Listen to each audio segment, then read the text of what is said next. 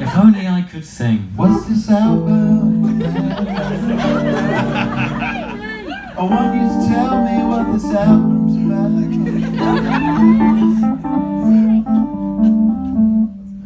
Etc. That's great. Maybe you could sing the questions and answer them yourself. I guess the first question I wanted to ask really was, so here is the album, everybody's bought it, and it's a fine looking thing. Where is that rock on the front of it? Oh, well, that rock is very near to where I live in Devon. Okay, because my assumption, knowing that this album kind of began in Iceland, was that that's a rock in Iceland. Well, when I came around to doing the artwork, it wasn't possible to go to Iceland. So I had to sort of do it there, which is equally stunning and kind of elemental in its way. I mean, not quite as magnificent as Iceland, to be fair, but the water's just a little bit warmer. Right, I was actually going to ask you about that, because I know you like swimming, and there are references to swimming on the album. Yes. You swim at is it the Atlantic around Iceland? I do. I swim. Oh well, I swim in the Atlantic, the North Atlantic in Iceland, and the not quite so North Atlantic. Yeah. What's the temperature? In fact, where I live is right on the cusp of the Atlantic and the English Channel, and that rock is right there where that happens, where those two currents. Right. Confluence. I like that word. That's very good. I mean, do you know the exact spot? Maybe there are people in the audience who might go and seek that out on a. I'm not saying exactly. I think they might be like that. But I do want to know, how cold is it to swim in the North Atlantic in Iceland? Some might say prohibitively cold. Because an Icelander told me that they don't learn to swim in Iceland because the water's too cold to learn in. I mean, I think that's not true though. You know, the thing about Iceland is it's a very small society, and so they do everything kind of for the people very well. You know, and including municipal pools, and because it's geothermal, all the water, they have like these 7. Municipal pools, open air, everything's open air, they've got no indoor pools. It seems mad, kind of, but because the waters, they've got such a kind of wealth of warm water, they have these incredible, you know, public pools where they have big swimming pools, natural geothermal warm water in them, and then they have even hotter tubs and then freezing cold tubs, and everyone goes there. It's like, what is the thing they do? They go. You know, after work, everyone goes to the municipal pools and hangs out and has steams and swims and sits in the hot tubs. It's really very civilized.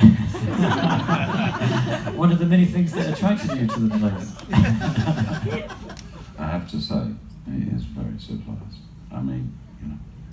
It sounds great. It wasn't. I mean, I didn't go there because I must try out there. I mean, that was something I discovered. I mean, it's not something that is kind. You know, the tourist thing shtick doesn't mention these things because I mean they do like to sort of retain a bit of, you know, like all cultures, they're happy to open up to other people, but they, you know, thank goodness they still retain some kind of sort of sense of themselves. Yeah. Yeah, there is a tourist spot, the Blue Lagoon. You have to be in the know to know where the municipal pools. Or you have to either speak Icelandic or get someone to tell you where they are. But they're not on the tourist kind of map, so to speak. Yeah. But they're much better than the Blue Lagoon, which is like when I first went to the Blue Lagoon, it was this incredible, weird, otherworldly kind of lake of this incredibly blue water, and all it had was a little bathing hut, a wooden bathing hut. But there's nothing commercial about it at all. And 25 years later, it's like they've got a fucking bar in the middle of it. There's loads of fucking drunk Americans pissing themselves. It's not good anymore.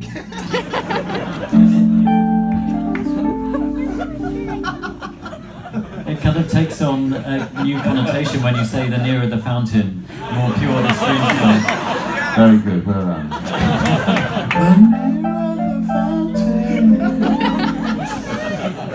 And now I'm picturing an American tourist pissing in the blue lagoon. Thank you for that, Damon. So the album kind of began... Sorry, I mean, that's the kind of thing they don't want me to say, you know. Unofficial ambassador. Well, actually not that unofficial these days. How often do you get to go to Iceland? Well, I mean, obviously, with the last... I've been there once since the lockdown. Right. But the album began in Iceland. It did. So you went there to try and capture the muse, to try and record... No, I've been sitting in front of this window that looks out on the sea, and then a mountain, and then a glacier, and then a volcano. And I've been sitting there writing songs for years. In fact, I mean, not in this house because it didn't exist then, but I wrote like Beetlebum. I wrote Beetlebum in Iceland. I mean, that's from that period. It's always been very, I've written a lot of stuff out there, staring out the window, and I just thought, well, it'd be so nice to kind of make a real feature of this view, and, you know, get some string players, some brass players, and wind players, and let's see what we can do just looking out the window, which obviously is, for classical musicians is, you know, they're always extremely sceptical when someone turns up and goes, "Hey guys, let's just play." You don't need music, you just look out the window and play. It's not, it's harder than it may on first impression seem. So, but yeah, that's what I was doing, and I'm going to return to that in February when I do the concerts and combine the record with all the orchestral stuff. Hopefully, yeah, nice evening of music. Yeah, I think it would be fantastic. It's a really nice idea, and it's something to look forward to. I mean, at the moment, this is very special, though, the piano version of Damon Albarn. And you, well, I think so. I thought that was lovely, no? Well, I mean, honestly, this is how I start. This is how it all started. Yeah, so we can picture like a 10-year-old Damon or a 12-year-old Damon at the piano singing songs. Yeah. Would you been making them up, or would you have been singing other people's songs at that point? It's only very recently that I've kind of got my head around doing other people's songs. Yeah. That's the secret, you see. It's a friend, a musician friend of mine said, always play your own songs. It's much better. Nobody knows when you go wrong. You were working. Such a romance. I feel like you're no one's ever done this before. No, it's the first. This is the first. It's first for me as well. I like it. It could continue. I like it as well. I think everyone should have to do this. You know what I mean? Yeah, definitely. No. Why only me? Well, exactly. We've always thought so. But it's interesting that you mentioned, this is where it started, you at the piano, because in some ways, the title... Hang on, can I get another drink? Because I'm running on empty now. The service here is amazing. I'll be with him in seconds. Oh, I work with very good people. Yeah, look at that.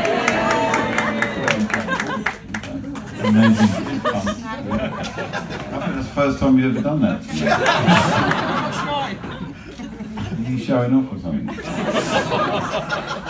I was going to say, so the idea of you, playing the piano when you were young, I mean, in some ways that links into this album too, in that the title comes from a John Clare poem, which can be found in a book that your mum gave you when you were young. How old were you when you first saw that? I can't remember exactly, but I was kind of a teenager.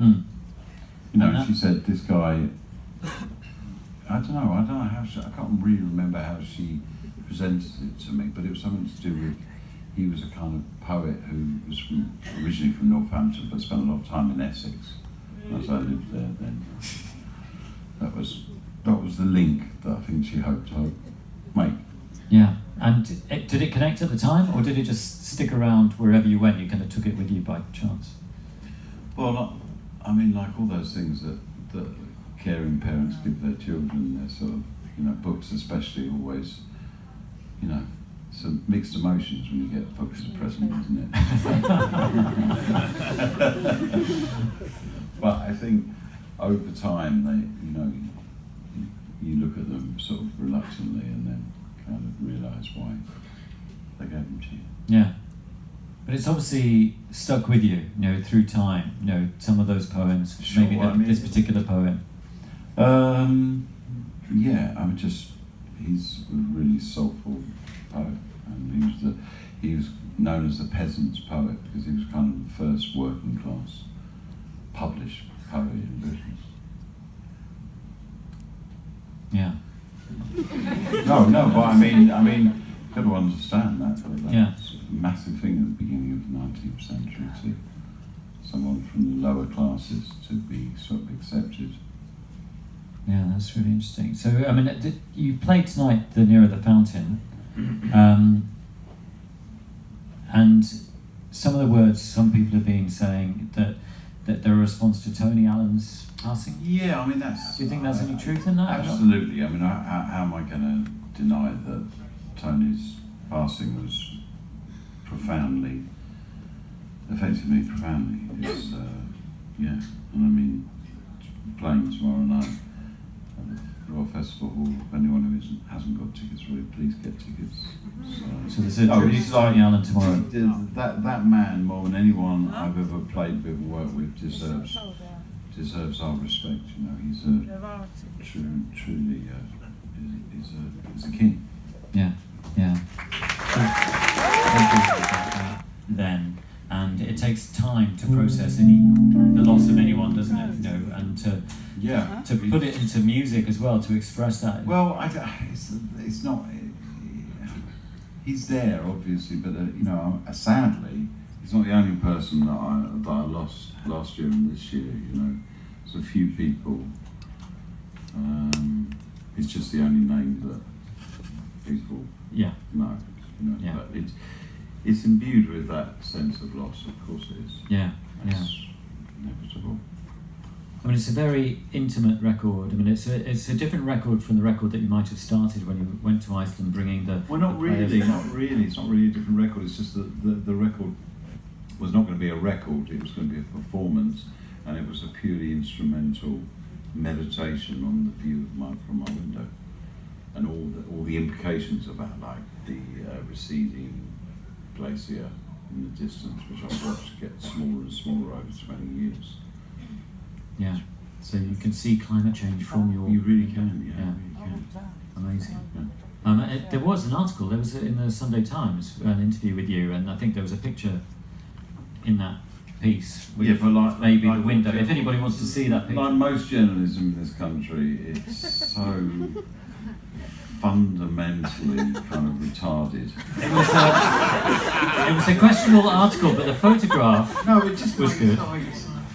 Man, is that it? Like, let's go back to 1997 and just talk about Britpop again. Yeah, it was a weird article, but a great thing. I'm tired of weird articles. Yeah, but the photograph, that's the thing to highlight. You have what you feel are like, relevant, honest conversations with people, and then it's either them or the editor who just turns it into mulch. It didn't mean anything, and it just makes you feel like, why did I bother? It has no place in 2021. What doesn't? That kind of journalism. No, I agree with you. I mean, I was disappointed. I try not to buy the Sunday Times, and I bought it because of that piece. I apologise, and I was disappointed. I promise you. It said nothing about who I am. No, but I thought the picture for me. Back to it's over. It was then. This is now. Yeah, no, you're right. But I thought the reason I mentioned it was because of the photograph, and the photographs gives us a chance to be with you, looking out your window My at front the room. view. Yeah, exactly. Who else invites you into their front room, right? Not many. Not many people. No, Right. especially after a few conversations with me, then they like try and walk the other way. And then unfortunately, Well, not me though. no, I know you keep coming back for more, which is nice. I enjoy hanging out with you. No, But he it's comes good. back for more and he's evolving. Yeah. Let Like him Volvo. evolve. So But Devon features highly on the album as well. I mean, you mentioned, so you did these recordings in Iceland, you went to Devon, you continued working on Turn them into songs. Yeah. Oh, no. In Devon with your friend Simon Tong. And Mike Smith. Right. And that's what we hear on the record. Who plays all the wonderful saxophone. Which was yeah. But it was, you know, I've been kind of sort of not blocking Mike from playing saxophone for about 20 years. I don't know, maybe last year I mellowed a bit and I thought, hey, come down and bring your saxophone. But once he brought them, like, you know, it was only the three of us and Sam who did that fist punch. I had to kind of let him, you know, do what he can do, and I'm so glad I did. Yeah. Genuinely. That sounds great. The sax sounds great.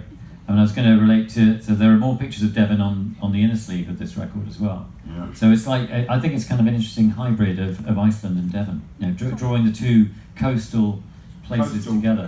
Coastal experience. Yeah, I mean, I'm profoundly coastal these days. You know. It's good. Well, I mean, you're a man who can swim in the North Atlantic in Iceland, and That's because I'm a Viking. You're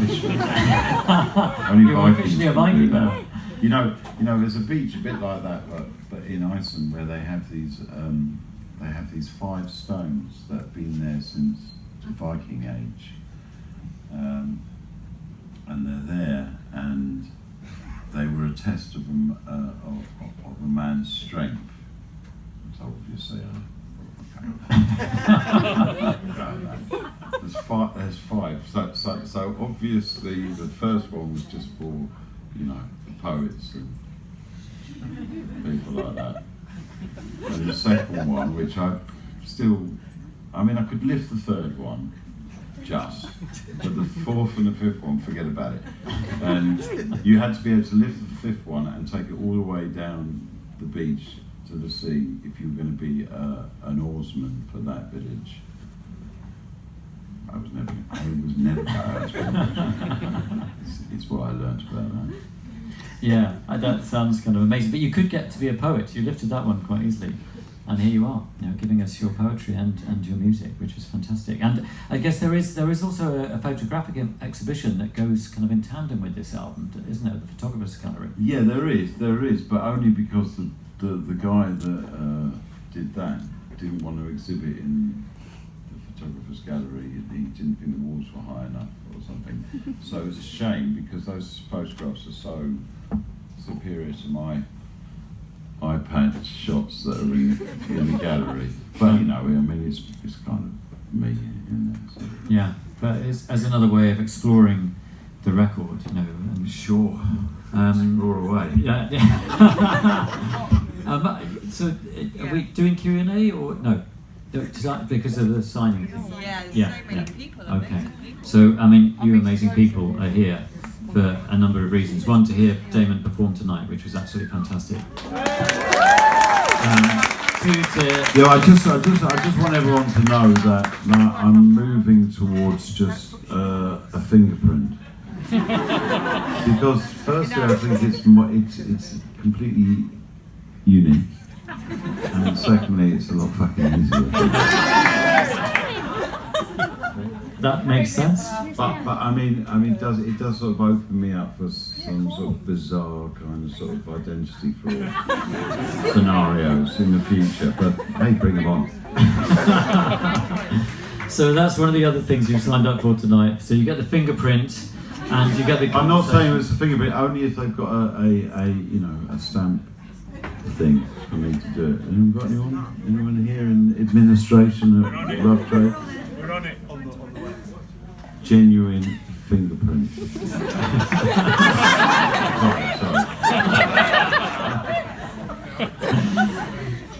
So, because time is pressing, and Damon needs to do some serious fingerprinting, we're going to move on and let Damon get off the stage and and move to the next part of tonight's entertainment. That was beautiful, Damon. Thank you very much.